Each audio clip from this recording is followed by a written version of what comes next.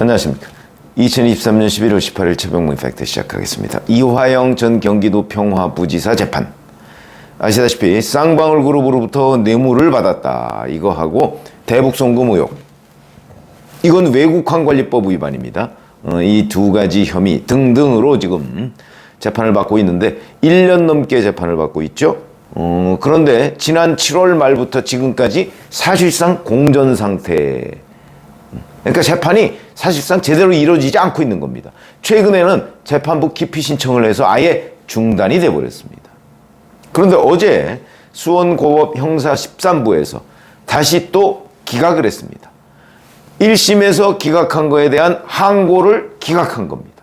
그럼 이제 마지막 남은 거는 대법원밖에 남지 않았습니다. 근데 아주 흥미로운 대목이, 자, 이화영 전 부지사 쪽의 기피 신청과 그 다음에 법원의 기각 결정 사이의 그 간격, 요게 아주 흥미롭습니다. 일종의 시소 게임 양상을 보이고 있는데, 그래서 제가 괘씸죄 부분을 얘기하고 있는 겁니다.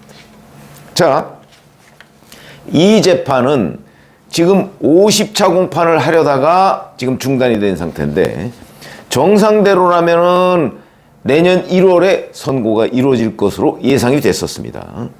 근데 10월 23일 수원지법 형사 11부 신진우 부장판사가 맡고 있는데, 여기에 이화영 전 부지사 쪽 변호인이 갑작스럽게 기피 신청을 합니다. 아니, 1년 정도 재판을 받다가 재판이 마무리될 시점에 기피 신청을 합니다. 그때 가서 뭐 불공정한 재판, 아니 그럼 1년 동안 재판받을 동안은 공정했다고 생각을 하고 갑자기 불공정해졌느냐, 뭐 이런 이제 상식적인 의문이 들죠. 근데 10월 23일이면 재판이 거의 끝나갈 때입니다. 무슨 얘기냐면 10월 23일 그 날짜 기준으로 보면 안부수 아태엽 회장 증인신문 뭐 이런 몇 가지 정도를 남겨놓고 있고, 실질적으로 11월 14일, 이게 일주일에 한 번씩 재판을 했거든요. 그러니까 11월 14일이면 이제 10월 23일을 포함해서 한 3번 정도 재판하면 끝나는 이런 상황이었죠. 그러니까 11월 14일 이걸 결심이라고 얘기합니다. 재판을 마무리하고, 그러면 이제 그때부터 판결문을 쓰기 시작해서 1월에 뭐 빠르면 뭐 12월 말 아니면 1월에 선고가 이루어질 것으로 이렇게 다 예상이 돼 있는데 10월 23일에 갑자기 기피 신청을 한 겁니다. 그러니까 이걸 다 알고 했다고 봐야 되는 거죠. 뭐 자기들도 알 테니까. 그럼 그거는 왜 그랬을까? 이게 이제 중요한 대목인데, 결국은 이게 쌍방울 대북송금 문제 아닙니까? 대북송금은 결국 이화영 전 부지사가 이재명 경기도지사를 위해서 쌍방울 측에 요청을 해서 쌍방울이 그걸 뭐 스마트팜 사업비 대납하고 그 다음에 이재명 방북비 대납하고 뭐 이런 거 아니겠습니까? 그러니까 지금 현재 쌍방울 대북송금 문제와 관련해서 이재명 대표, 이재명 당시 경기도지사는 아직 기소가 되지 않았지만 이화영 전 부지사의 이 재판에서 1심에서 만약에 유죄가 나왔을 때 이재명 대표한테 유리할 리가 없죠. 부지사가 지사의 북한 방문 뭐 이런 부분에 관해서 북한과 협상하면서 뒷돈 대주는 거를 쌍방울이 대신 대줬다. 근데 그게 유죄다. 이렇게 얘기하면 결국 이재명 대표도 다 보고받았다. 왜냐면 보고받았다는 거를 사실은 진술을 했다가 이제 번복을 했지만 누구나 다 상식적으로 그래, 부지사가 북한하고 그런 일을 했는데 지사가 몰랐다는 게 말이 되나, 이렇게 되는 겁니다. 그러다 보니까 1심 유죄가, 이화영에 대한 1심 유죄가 이재명에 대한 유죄 2심증을 더욱더 굳히는 결과를 초래하죠. 그러면 총선 앞두고 좋을 리가 없죠. 그러니까 제가 보건대는 이재명 대표 측의 주문대로, 자, 이 선고가 총선 전에 나오지 않도록 온갖 꼼수를 부려라, 이렇게 했던 것이 아닌가. 그래서 그 일환으로 재판이 거의 끝나갈 무렵에 재판부 기피 신청을 한 것으로 보입니다. 그러니까 총선 전에 1심 선고가 나오지 않도록. 왜냐면 내년 2월에 또 판사 정기 인사가 있거든요. 그러면은 그때 만약에 1월 말까지 1심 선고가 안 나오면 판사 정기 인사, 그럼 그때부터 또 상당한 기간이, 판사가 바뀌면 상당한 기간이 흘러야 됩니다.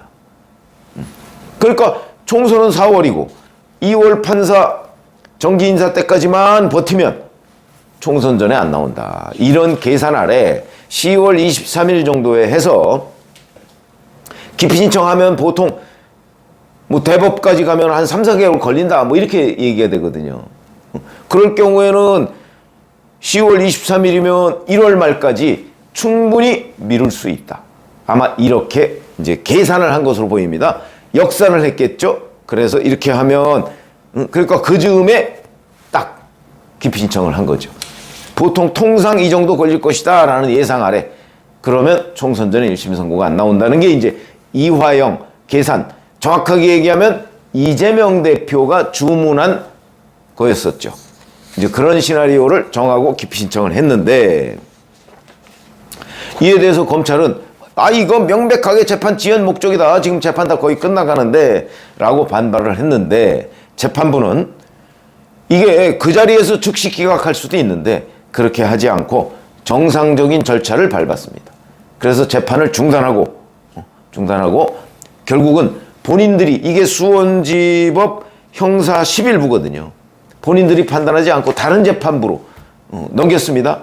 그래서 수원지법 형사 12부가 이걸 판단을 했죠. 그렇게 하고 기각을 했습니다. 근데 제가 여기서 말씀드리는 거는 10월 23일에 기피 신청을 했죠. 근데 이게 9일 만에 기각 결정이 나와버렸습니다. 9일 만에.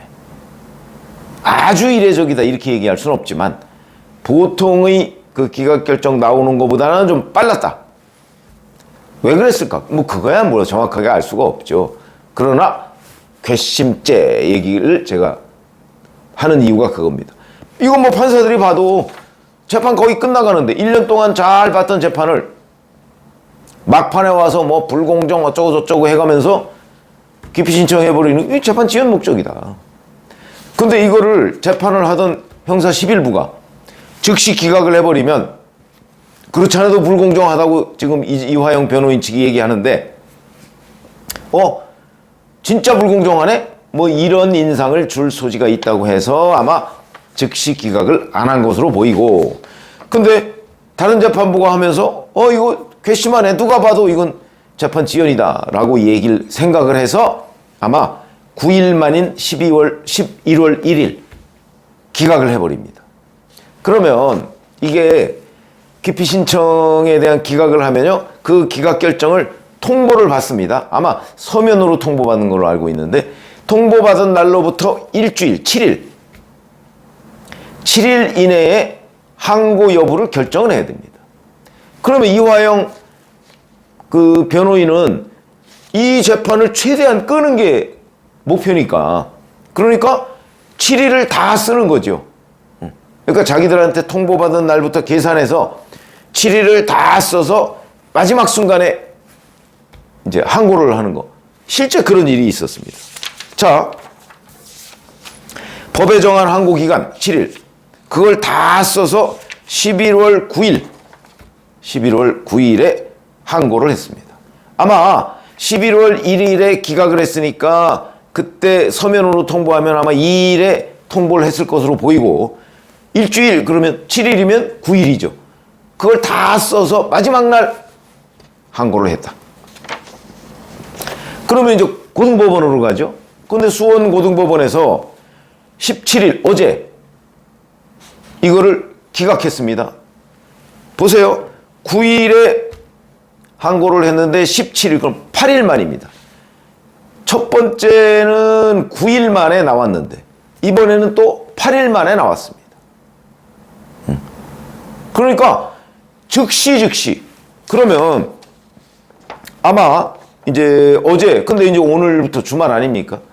이렇게 해서 이화영 아마 오늘 그러니까 통보가 주말이기 때문에 안 되겠죠. 그럼 월요일쯤 통보가 갈 텐데 그럼 그때부터 또 기간을 최대한 마지막 날 그러면 그 다음 주 월요일 한 27일쯤 되겠죠. 아마 그때 재항고를 할 겁니다. 기간을 끌어야 되니까. 그래. 그렇게 되면 대법원이 이제 최종 결정을 할 텐데 대법원은 언제 결정할까요? 보세요. 첫 번째 결정은 9일 걸려있고 두 번째 결정은 8일 걸렸죠? 아마 대법원 결정은 그거보다 더 빨라질 겁니다. 그러면 12월 한 4일, 5일? 이때쯤 어쩌면 그거보다 더 빨라질 수도 있고. 이게 괘씸죄라는 거죠. 뻔히 보이는 수작을 지금 이화영 변호인 측이 하고 있으니까 법원에서 봐도 이건 뻔한 거다. 그래서 즉각 기각을 하고 있는 이 게임이 참 흥미롭다는 게, 이화영 변호인은 마지막 모든 날짜 패를 다 써서 지연을 하고 있고 법원에서는 올라오면 자기네들이 빨리빨리 처리를 해서 괘씸한에 기각, 괘씸한에 기각 이렇게 되고 있는 것이 아닌가. 그러면 12월 4, 5일 이때쯤에 이제 대법원의 최종 결정이 나온다고 쳐도 자, 재판 앞으로 한 3번 정도 남았다고 합니다. 그러면 이제 수원지법 형사 11부에서 볼 때 이거 재판 지연 뻔한 건데 그걸 또 줄일 수도 있겠죠. 그러면 여하튼 연내에는 이 재판은 끝날 걸로 보인다.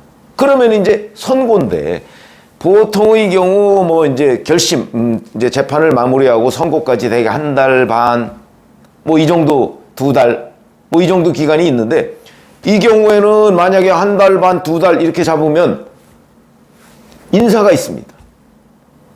신진우 부장판사가 바뀔 수 있겠죠. 인사가 있습니다. 그렇기 때문에 아마도 조금 서둘러서 본인 인사가 있기 전에 마무리하지 않을까. 그러면 1월 말, 늦어도 2월 초 이때쯤에 선고가 나오지 않을까. 그게 거의 확실시된다. 왜? 법에 정해져 있는 거는 없죠. 괘씸죄라는 게 없지만 판사도 사람인데 뻔한 걸 가지고 이렇게 계속 늦추려다가 결국 못 늦춘 셈이 되는 거잖아요. 지방법원, 고등법원, 대법원까지 다 이화영 전 부지사 이 사람 참 괘씸하네? 아마 그런 공감대가 있고 그러다 보니까 총선 전인 1월 말이나 2월 초쯤에는 결론이 1심 선고가 나올 것으로 보인다. 결국 이화영 전 부지사의 재판 지연 전략은 실패로 돌아갈 것이 거의 확실해졌다. 이렇게 볼 수가 있는 거죠. 그래서 이거는 이화영 전 부지사의 재판 지연 전략이 실패다 하는 거는 결국 이재명 대표의 주문도 실패다. 이렇게 분석을 할 수 있겠습니다. 고맙습니다.